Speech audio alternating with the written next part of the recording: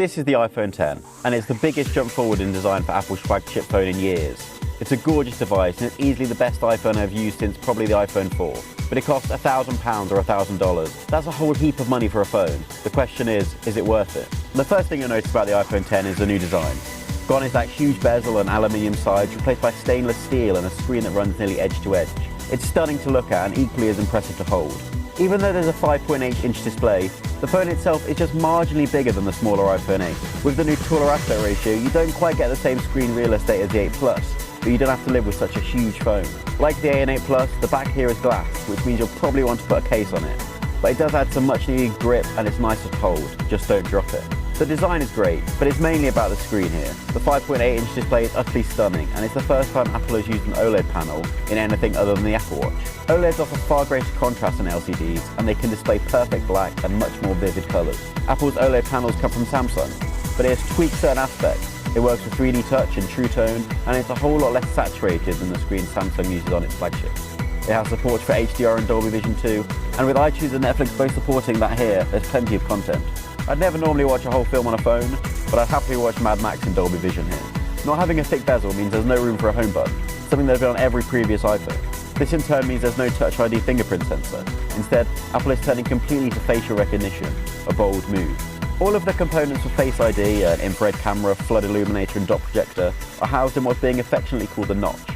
This sits at the top of the display and disrupts that all-screen look. There's been a lot of controversy about the notch, over whether it will completely ruin the immersive experience, but it just blends in once you start using the phone.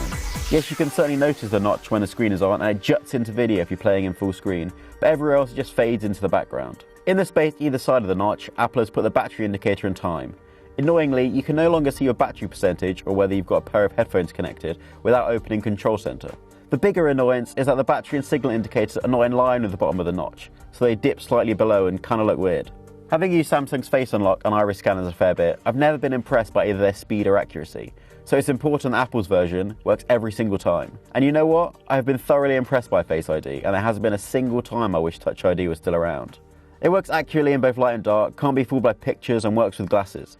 Some people do seem to have fooled it with twins, and Apple told me that some IR-blocking sunglasses won't work, but these are such limited scenarios. The internals of the iPhone X are the same as those in the 8 Plus. There's a super fast A11 Bionic CPU, 3GB of RAM and either 64 or 256GB of storage. The cameras are similar too, though the telephoto zoom lens now has a wide aperture and OIS. Photos taken with the main camera are truly excellent, with only the Google Pixel 2 taking shots as good. Pictures are much more saturated than previous iPhones, though not to Samsung's level, with vivid colours and lovely dynamic range. This makes it excellent for landscape shots, giving you a fantastic feeling of depth. There isn't really a situation where I haven't been impressed by the camera on the iPhone X. In low light, it produces clean, crisp images with minimal noise, and it doesn't revert to overexposing light sources. The only part of the camera that's kind of disappointing is the new portrait mode for selfies. This struggles to blur the background and often just blurs all the hair instead.